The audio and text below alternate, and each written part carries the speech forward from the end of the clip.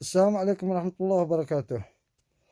موضوع يمن الموبايل ورفعها للباقات هذا شيء يخصها، وأنا لست مع مقاطعتها من أجل أنها رفعت باقاتها، ولكن لأنها تتحكم بباقي الشركات الأخرى. فعندما كانت يو أسعارها مناسبة كان الإقبال عليها كثير، ضغطت عليها من أجل ترفع أسعارها كي لا تتأثر. نقطة ثانية، عندما أرادت أن ترفع قبل يومين ضغطت على باقي الشركات بالرفع كذلك.